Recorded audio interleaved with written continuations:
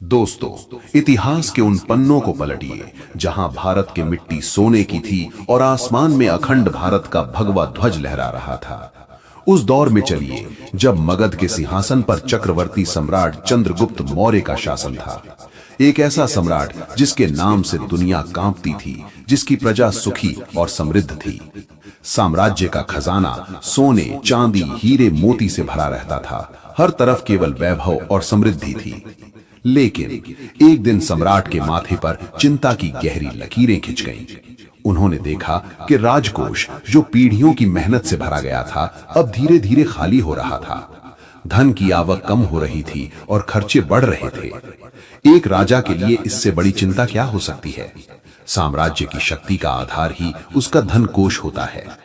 चिंतित और व्याकुल सम्राट चंद्रगुप्त मौर्य पहुंचे अपने गुरु, अपने मार्गदर्शक, राजनीति और अर्थशास्त्र के उस महापंडित के पास जिन्हें दुनिया आचार्य चाणक्य के नाम से जानती है।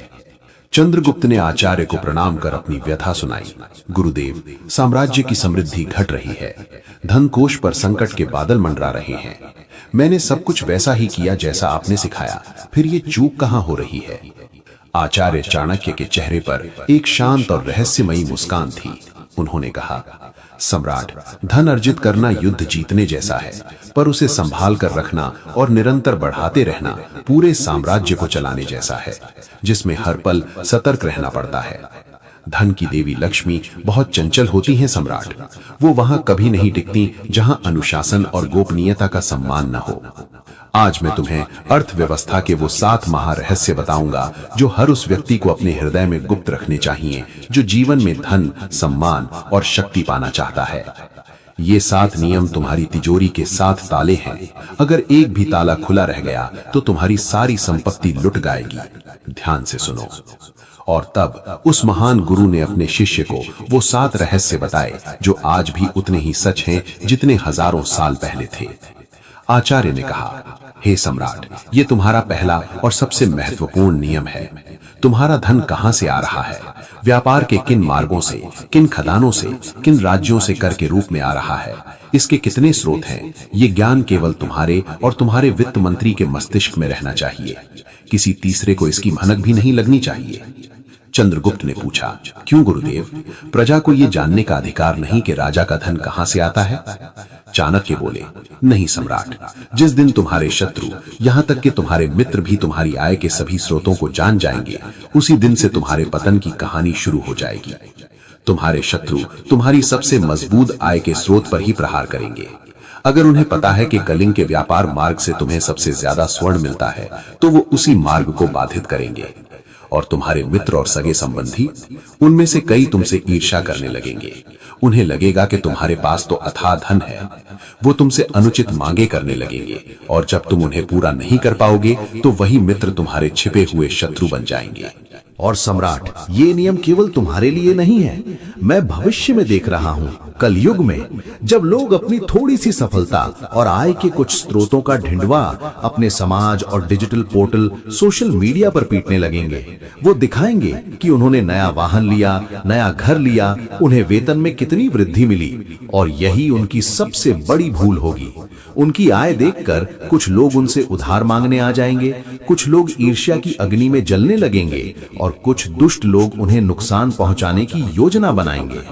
बुरी नजर सम्राट केवल एक कहावत नहीं है, ये एक ऊर्जा है जो तुम्हारी समृद्धि को सोख लेती है। अतः अपनी आय को उस नदी के उद्गम की तरह गुप्त रखो जो पहाड़ों में कहीं छिपा होता है। दुनिया को केवल तुम्हारी सफलता की नदी का मीठा जल पीने दो। उन्हें ये कभी मत खोजने दो कि उसका स्रोत कहाँ है।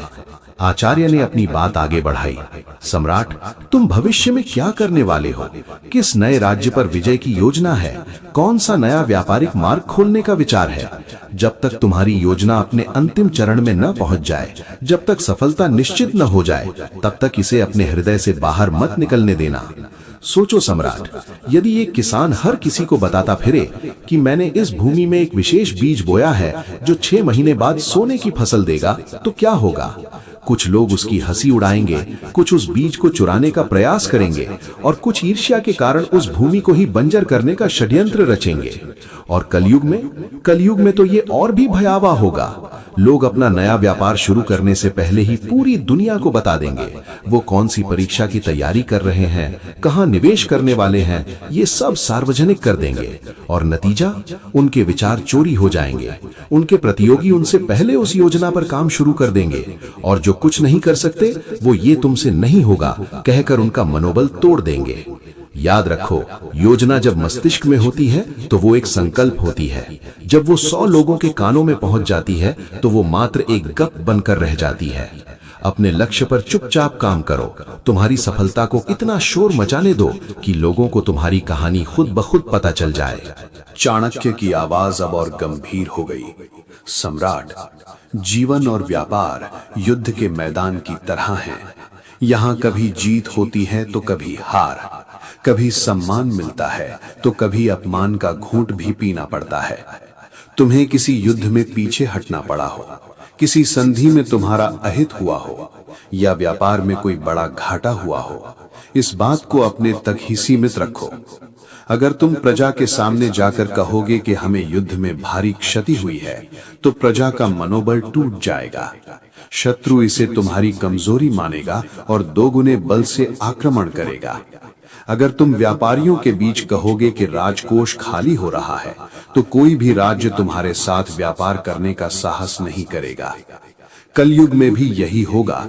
जो व्यक्ति अपने व्यापार के घाटे और नौकरी में हुए अपमान का ढिंढोरा पीटता है, लोग उसे एक असफल और कमजोर व्यक्ति मान लेंगे। बैंक उसे ऋण देने से कतराएगा, लोग उसके साथ काम करने से बचेंगे और समाज उसे दया की दृष्टि से देखेगा। और याद रखना, दुनिया में दया से बड़ा कोई अभिशाप नहीं। दया आपको अपाहिज बना देती है। अपने अपमान की अग्नि को अपने अंदर जलाओ और उसे अपनी प्रेरणा की ऊर्जा में बदल दो।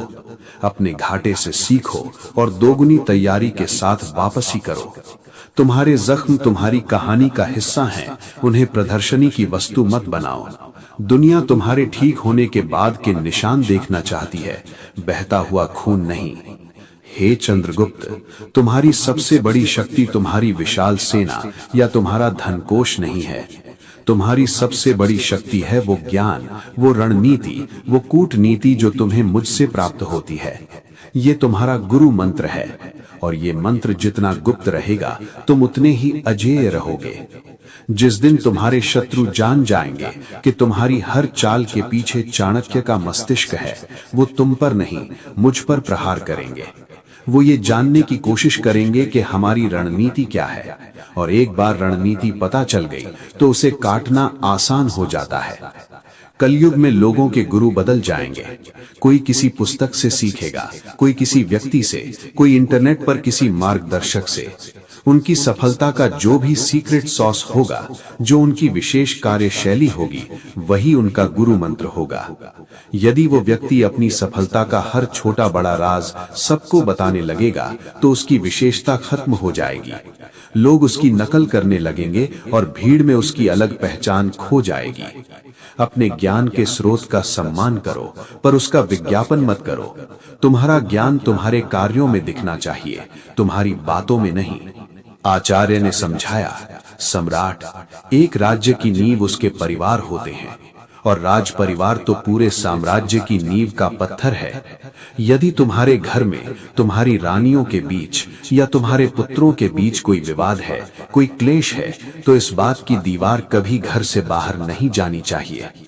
जिस दिन लोगों को पता चलेगा कि मौर्य परिवार में एकता नहीं है, उसी दिन तुम्हारे शत्रु तुम्हारे ही परिवार के किसी सदस्य को विभीषण बनाने का प्रयास करेंगे। वो फूट डालेंगे और उस फूट का लाभ उठाकर पूरे साम्राज्य को नष्ट कर देंगे। घर का भेदी लंका ढाए, ये कहावत हर युग में सत्य रहेगी। कलयुग में तो ये और भी विकराल रूप ले लेगा। लोग पति पत्नी के छोटे छोटे झगड़ों को, भाई भाई के संपत्ति विवाद को, माता पिता से हुए मनमुटाव को अपने मित्रों और समाज के सामने गर्व से बताएंगे। उन्हें लगेगा कि ऐसा करके उन्हें सहानुभूति मिलेगी, लेकिन वो ये नहीं समझेंगे कि वो अपने घर की दीवारों में दरारें दिखा रहे हैं। बाहरी लोग उन दरारों में झांकेंगे, मजा लेंगे और उस आग को और भड़काएंगे। घर की इज्जत और एकता तुम्हारी सबसे बड़ी सामाजिक पूंजी है। इसे कभी किसी के सामने नीलाम मत करो। चाणक्य ने धर्म का मर्म समझाते हुए कहा, हे सम्राट, दान देना और पुण्य कर्म करना एक राजा का परम कर्तव्य है, किंतु उस दान का महत्व तभी है जब वो गुप्त हो।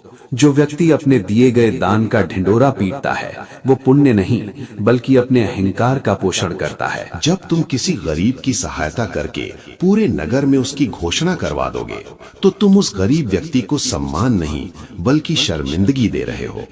तुम्हारा उद्देश्य सेवा नहीं बल्कि प्रसिद्धि पाना रह जाएगा। इससे तुम्हारी संपत्ति भी लोगों की नजरों में आ जाएगी। कलयुग में लोग छोटे से दान की भी तस्वीरें खींचकर दुनिया को दिखाएंगे। वो किसी को भोजन कराएंगे तो 10 लोगों को बताएंगे। ये दान नहीं, ये आत्म प्रचार है। ऐसे दान से पुण्य नहीं मिलता बल्कि तुम्हारी नीयत पर सवाल उठते हैं। सच्चा पुण्य वो है जो नेकी कर दरिया में डाल के सिद्धांत पर चले। जब तुम एक हाथ से दो तो तुम्हारे दूसरे हाथ को भी पता न चले। उसका फल तुम्हें मनुष्यों की तालियों के रूप में नहीं बल्कि ईश्वर के आशीर्वाद के रूप में स्वतः मिलेगा। अंत में आचार्य ने सबसे गूढ़ रहस्य बताया। सम्राट, तुम्हारी अंतिम और सबसे बड़ी गोपनीयता है तुम्हारी अपनी शक्ति का सही अनुमान। तुम्हारे खजाने में वास्तव में कितना सोना है, तुम्हारी सेना में वास्तव में कितने सैनिक हैं जो अंतिम समय तक लड़ सकते हैं। ये सटीक संख्या तुम्हारे सिवा किसी को नहीं पता होनी चाहिए। अपनी शक्ति को कभी बढ़ा चढ़ाकर मत बताओ, वरना अहंकारी कहलाओगे और शत्रु तुम्हें गंभीरता से लेकर तुम पर बड़ा हमला करेगा। और अपनी शक्ति को कभी कम भी मत बताओ, वरना लोग तुम्हें कमजोर समझकर तुम्हारे ऊपर चढ़ने की कोशिश करेंगे। सबसे उत्तम नीति है रहस्य। एक रहस्यमयी आवरण ओढ़े रखो। किसी को ये अंदाजा ही न लगने दो कि तुम कितने गहरे हो। समुद्र की तरह शांत और गंभीर दिखो। दुनिया को तुम्हारी सतह की लहरें देखने दो, पर तुम्हारी असीम गहराई का अंदाजा किसी को न लगने पाए। यही तुम्हारी असली शक्ति होगी। जरूरत पड़ने पर जब तुम अपनी छिपी हुई शक्ति का प्रयोग करोगे तो वो शत्रु के लिए प्रलय के समान होगा। कलयुग के मनुष्यों को भी यही सीखना होगा। उनके बैंक में कितना धन है, उनकी वास्तविक नेटवर्थ क्या है, ये उनका व्यक्तिगत रहस्य होना चाहिए। जो लोग अपनी संपत्ति का भद्दा प्रदर्शन करते हैं वो चोर, अपहरणकर्ता, धोखेबाज और लालची रिश्तेदारों को खुला निमंत्रण देते हैं। सम्राट चंद्रगुप्त की आंखों से अज्ञान का पर्दा हट चुका था। वो समझ गए थे कि लक्ष्मी का सम्मान गोपनीयता में ही है। उन्होंने आचार्य के चरण स्पर्श किए और इन 7 रहस्यों को जीवन भर अपने हृदय में रखने की प्रतिज्ञा की। और इतिहास गवाह है, उस दिन के बाद मौर्य साम्राज्य का वैभव दिन दोगुनी रात चौगुनी गति से बढ़ा। दोस्तों, ये 7 रहस्य केवल चंद्रगुप्त के लिए नहीं थे, ये आपके लिए है, ये मेरे लिए है, ये हर उस व्यक्ति के लिए है जो शून्य से शिखर तक पहुंचना चाहता है। अपनी आय, अपनी योजना, अपने अपमान, अपने गुरु, अपने परिवार, अपने दान और अपनी वास्तविक संपत्ति, इन 7 को एक अभेद्य किले में गुप्त कर दो। फिर देखना, सफलता की देवी स्वयं चलकर तुम्हारे पास आएगी और कहेगी, मैं केवल तुम्हारे पास ही रहना चाहती हूँ।